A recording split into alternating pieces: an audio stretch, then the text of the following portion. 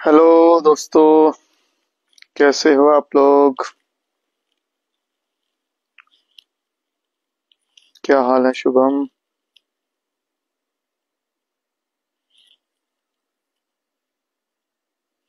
I hope मेरी आवाज आ रही होगी।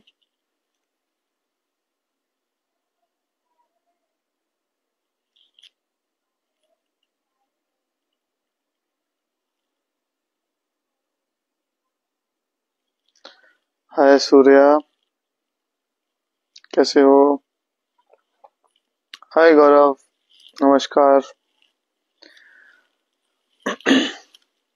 मेरी आवाज आ रही है?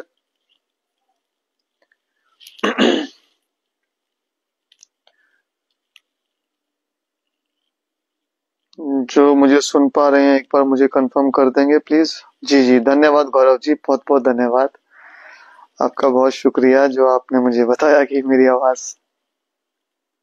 सब तक आ रही है। धन्यवाद धन्यवाद गौरव।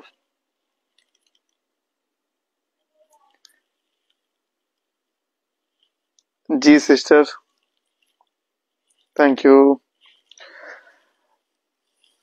तो आज सोचा लाइव इंस्टाग्राम पे आते हैं, क्यों यूट्यूब पर जाएं। आज इंस्टाग्राम पे लाइव करके अगर लोगों ने पसंद किया तो फिर इसको यूट्यूब पर डालने की कोशिश करेंगे। तो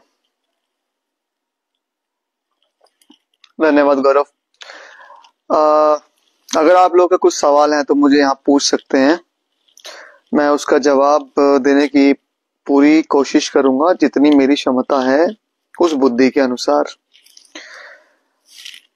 हाँ, तो मैं आज यहाँ पर आया हूँ बात करने स्पिरिचुअलिटी की, आध्यात्मिकता की। जैसा कि आजकल टॉपिक ही स्पिरिचुअलिटी का चल रहा है, आजकल सभी आध्यात्मिकता की बातें कर रहे हैं। खैर, जो लोग मुझे जानते हैं उन्हें पता है कि मैं कई वर्षों से आध्यात्मिकता की बातें करता हूँ, किंतु जैसा कि अब डिजिटलाइजेशन का जमाना है तो आध्यात्मिकता को भी डिजिटल होना पड़ेगा। इसीलिए आज के जमाने में सब लोग इस डिजिटल टेक्नोलॉजी का भरपूर फायदा ले रहे हैं, जिससे कि उनका जो ज्ञान है, उनको जो भी जानकारी कहीं से प्राप्त हो रही है वो जनसाधारण में संपूर्ण रूप से पहुंच सके। और ये अच्छा भी है ना कि ज्यादा से ज्यादा लोगों को समझना चाहिए, जानना चाहिए कि व्हाट इज स्पिरिचुअलिटी, आध्यात्मिकता दरअसल है क्या। धार्मिक होना और आध्यात्मिक होना दोनों ही अलग बातें हैं। पूजा करना, मंदिर जाना, तीर्थ स्थलों पे जाना, ये सब सीढ़ी है आध्यात्मिकता की तरफ पहुंचने के लिए। शुरुआत हमेशा से साकार रूप से होती है, क्योंकि हमें पहुंचना तो वहां निराकार पे है, किंतु निराकार की आराधना, निराकार की पूजा या निराकार की सेवा की कैसे जाए। निराकार स्वरूप को पाने के लिए एक साकार चीज, एक साकार ज्ञान की आवश्यकता जरूर पड़ती है। अब वो कोई ग्रंथ हो, कोई पुराण हो, गीता हो, वेद हो, पाठ हो, पूजा हो, कोई भी माध्यम हो, हमें निराकार की तरफ ही ले जाता है। किंतु जब तक हमारी मांगने की प्रवृत्ति खत्म नहीं होती, यानी कि कामनाएं, इच्छाएं समाप्त नहीं होती, तब तक हमारे हाथ ऐसे फैले रहते हैं ईश्वर के सामने।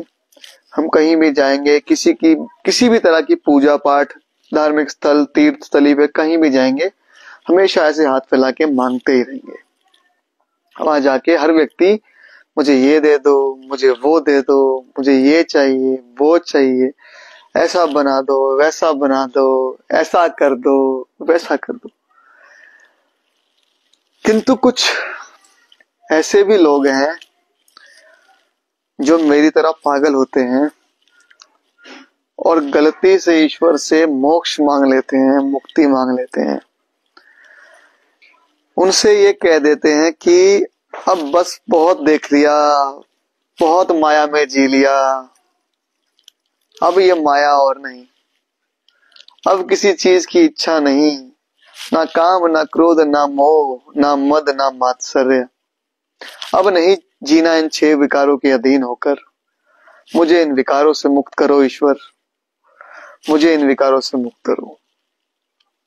बस जिस किसी पागल ने ये 6 विकारों का त्याग ईश्वर से मांग लिया, अब वो बढ़ गया आध्यात्मिक की तरफ।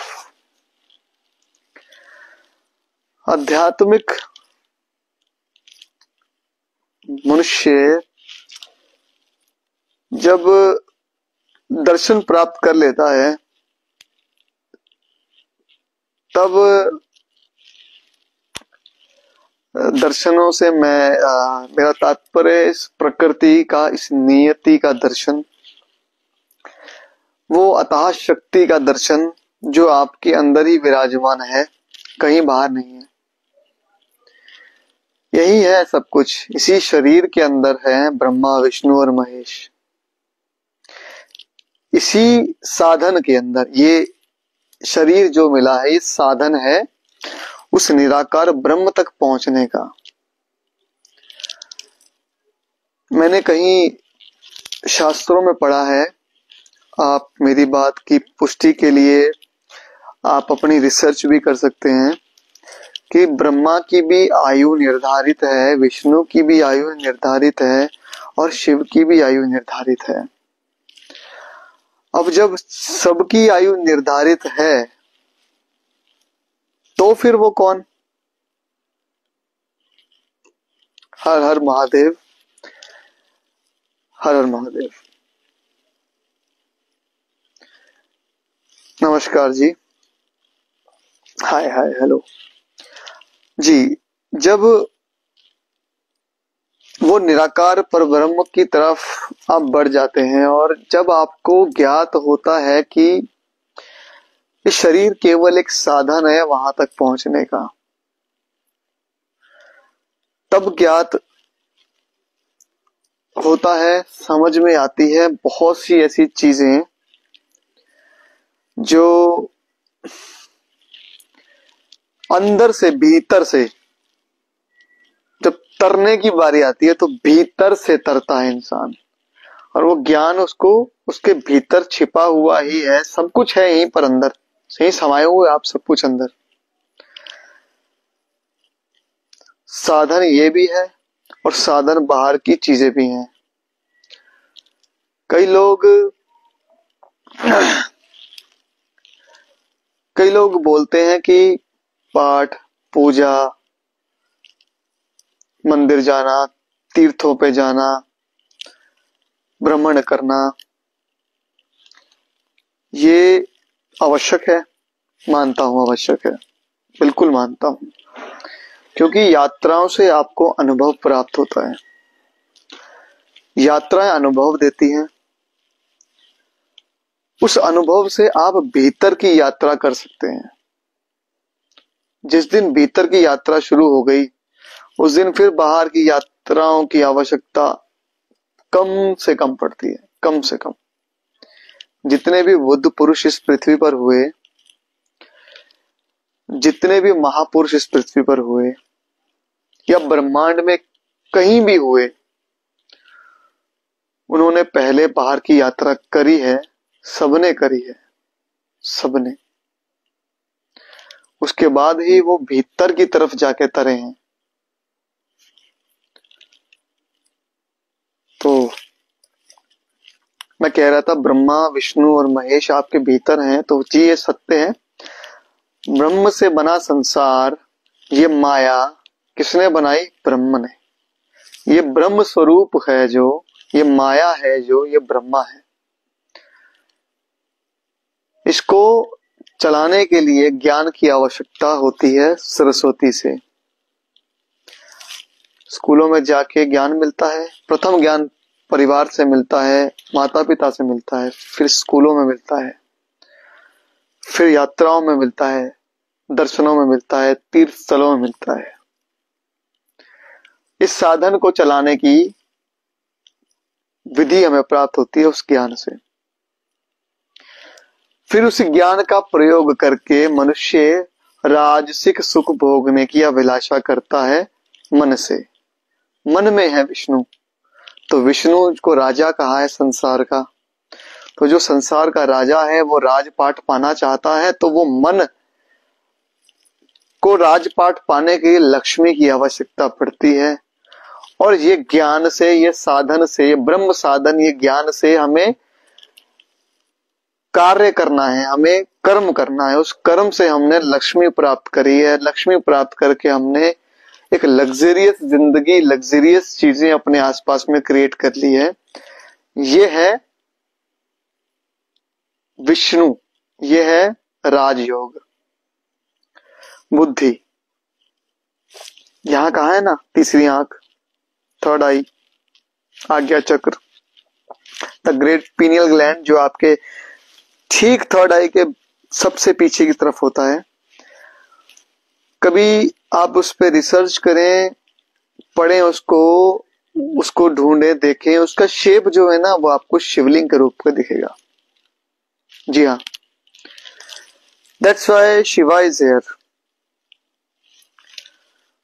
तो यहां पर है शिव। अब जब बुद्धि का प्रयोग होता है, जब हमने ब्रह्म ने ज्ञान प्राप्त किया, ज्ञान से कर्म किया, कर्म से लक्ष्मी प्राप्त की, लक्ष्मी से राजयोग प्राप्त किया, लग्जरियस लाइफ मिली, बंगला, गाड़ी, घर, कोठी, जो आपको चाहिए था आपको प्राप्त हो गया आज। उसके बाद एक समय आता है इंसान के लाइफ के अंदर जब उसकी बुद्धि विवेक एक सही दिशा में बढ़कर काम करती है और अंतर ज्ञान की यात्रा के लिए तैयार हो जाती है। तब हमारे शिव जागते हैं हमारे थर्ड आई के थ्रू। शिव को चाहिए शक्ति, शक्ति यहाँ विराजमान है। ये हमारा ब्रह्मरंध्र होता है, जिसे सहस्रा चक्र भी बोला जाता है। जो 7 चक्रों में सबसे ऊपर का चक्र है उसे सहस्रा चक्र और ब्रह्मरंध्र बोला जाता है। यहाँ ये है पर ब्रह्म जिसे बोलते हैं, ये पर ब्रह्म का स्वरूप। यहाँ से हमें वो ऊर्जा, वो शक्ति प्राप्त होती है। तो शिव को चाहिए वो शक्ति ध्यान केंद्रित करने के लिए। अब बारी आती है ध्यान को केंद्रित करने के लिए। क्या मेरी आवाज नहीं आ रही है? मुझे क्षमा करें, बीच में अगर आवाज चली गई हो तो कृपया कोई पुष्टि करेगा कि हाँ मेरी आवाज आ रही है।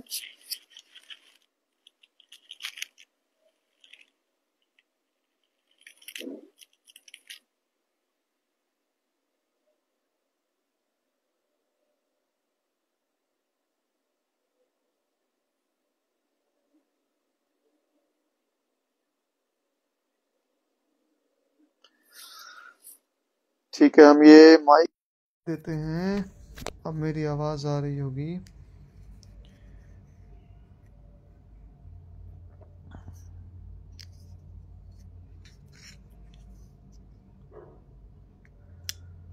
तो मैं ये कह रहा था कि शक्ति प्राप्त होती है अपने भीतर के शिव को जगाने के लिए, और फिर हम अंदर की यात्रा करके इस बुद्धि विवेक का प्रयोग करके फिर हम भीतर की तरफ तरने की यात्रा आरंभ करते हैं। कुछ लोगों की वो यात्रा कम उम्र में शुरू हो जाती है, कुछ लोगों की वो यात्रा एक काल के बाद शुरू होती है। काल से मेरा तात्पर्य है शास्त्रों के अनुसार 4 आश्रमों से। पहला आश्रम ब्रह्मचर्य, दूसरा आश्रम गृहस्थ, तीसरा वानप्रस्थ, चौथा सन्यास। सन्यास लेना या वानप्रस्थ करना कोई जंगल में जाके बैठ के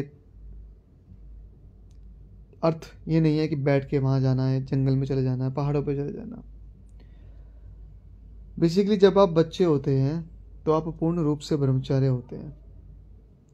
एक समय आता है जब आपके विवाह का समय होता है, शादी का समय होता है, आपको गृहस्थ में उतरना है, तो आपको ब्रह्मचर्य त्याग कर गृहस्थ पालन शुरू करना है। गृहस्थी जीवन के अंदर प्रकृति को आपने एक स्वरूप देना है, प्रकृति को एक तत्व देना है जो आपके बच्चे हैं, वंश हैं। अब वो 1, 2 या 2 या 3, उसके बाद हमें वानप्रस्थ जीवन अपनाना चाहिए। वानप्रस्थ का अर्थ है यात्राएं करना। यात्राएं करके ज्ञान उजागर होता है। ब्रह्मचर्य जी चुके हो, गृहस्थ जी चुके हो, बच्चे बड़े हो चुके हैं, उनकी शादी का समय हो चुका है, शादी करिए और वानप्रस्थ हो जाइए, अपनी यात्राएं करिए, अपने ज्ञान की वृद्धि करिए, मोक्ष की तरफ बढ़िए। ऐसा मैं नहीं कह रहा, ग्रंथों में लिखा है, शास्त्रों में लिखा है। रिसर्च कीजिए, ध्यान कीजिए, आपको ठीक लगे तो अनुभव के लिए आप यात्राएं कीजिए। यात्राएं करके जब वानप्रस्थ से सन्यास की तरफ बढ़ा जाता है, तो सन्यास का अर्थ संसार को छोड़ना नहीं है। सन्यास का अर्थ है संसार के सार का त्याग करना। संसार का सार क्या होता है? काम, क्रोध, लोभ, मोह, मद और मात्सर्य। काम से मेरा तात्पर्य है कामनाएं, इच्छाएं। क्रोध सब जानते हैं, गुस्सा, एंगर। लोभ, लोभ मतलब किसी से बहुत ज़्यादा लोभ करना, किसी से अटैचमेंट रखना। मोह, मोहब्बत, प्रेम नहीं, मोह। मोह is called affection, not love. Affection में एक्सपेक्टेशंस होती हैं और लव में कोई एक्सपेक्टेशंस नहीं होती, वो अनकंडीशनल होता है।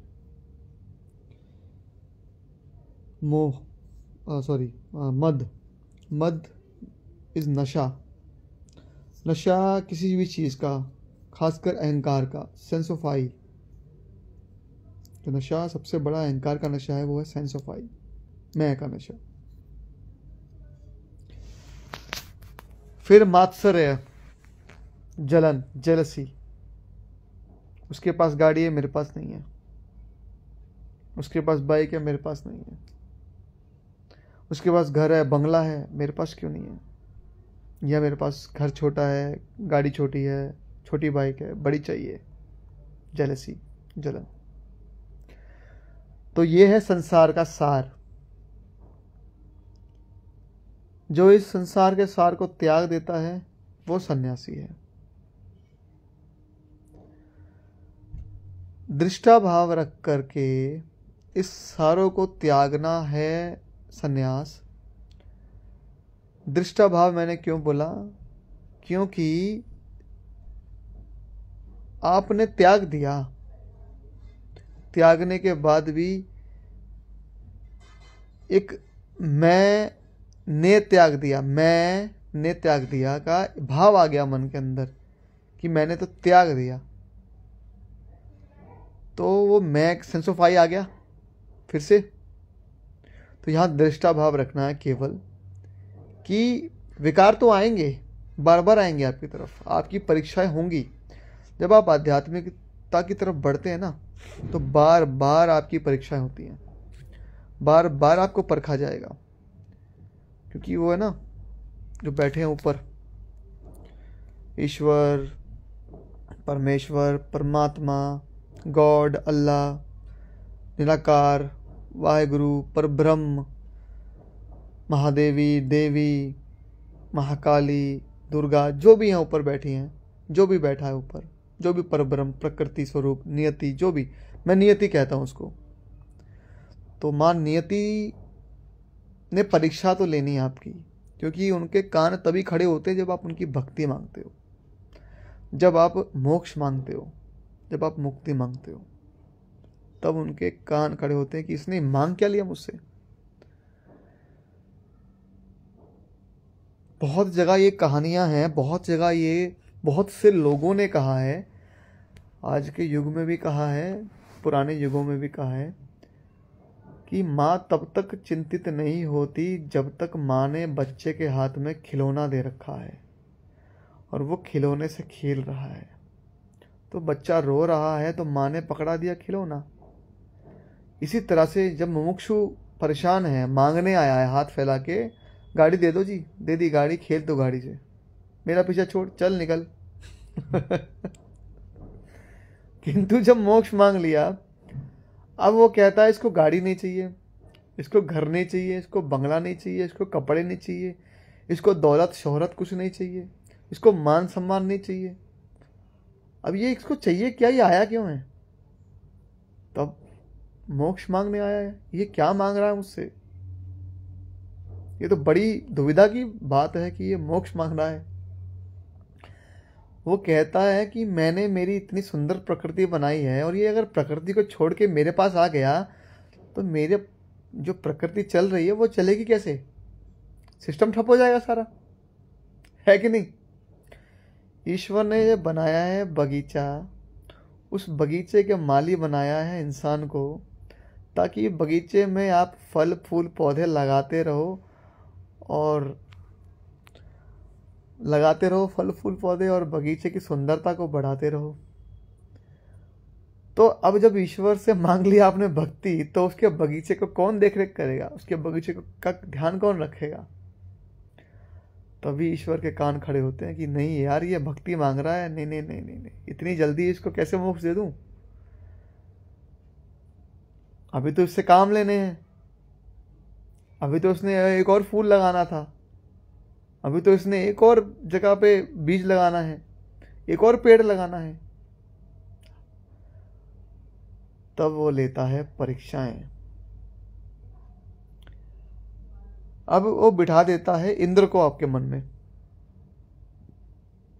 इंद्र के लिए कहानी है ना कि इंद्र का सिंहासन हमेशा हिलता रहता है, क्योंकि कोई ना कोई ऋषि मुनि तपस्वी बैठ के तपस्या करता है, स्वर्ग प्राप्ति की ओर दौड़ता है। अरे स्वर्ग क्यों मांगते हो तुम? क्यों इंद्र का सिंहासन हिला रहे हो भाई?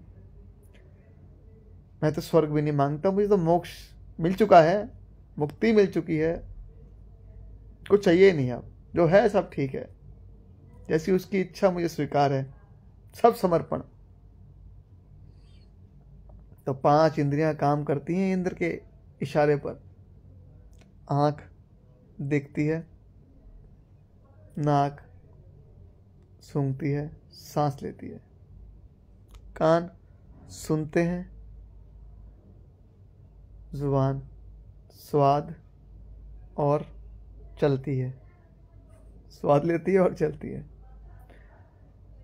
शरीर स्पर्श लेता है, स्पर्श से हमारे वो अंग जो जिसको आप सदा छुपा के रखते हैं, स्पर्श इंद्रियों से वो अंग जागृत होते हैं, जो इंद्र के द्वारा आपको आपकी परीक्षा के लिए ये सारी 5 इंद्रियां तैयार रहती हैं। एक छठी इंद्री भी है हमारे यहाँ पर, वो यहाँ है। जब आपका शिव जागृत होता है तो वो छठी इंद्री आपकी जागृत हो जाती है, और जब आपकी छठी इंद्री जागृत हो जाती है तब धीरे धीरे उसकी तरफ जाना शुरू होता है। तब पर ब्रह्म स्वरूप की तरफ आपका स्वरूप जाना शुरू होता है। शरीर तो ही छूट जाना है, अंदर की चेतना आपको वहां जाके मिलना है। तो बस इतना सा ही है आध्यात्मिकता का दर्शन। सुबह चौधरी, बस ये लाइव सेशन ख़त्म होने वाला है, तो अभी वीडियो में ज्वाइन लाइव होने का मतलब बनता नहीं। अगर आप फिर भी चाहते हो तो मैं आपको ज्वाइन कर लेता हूँ।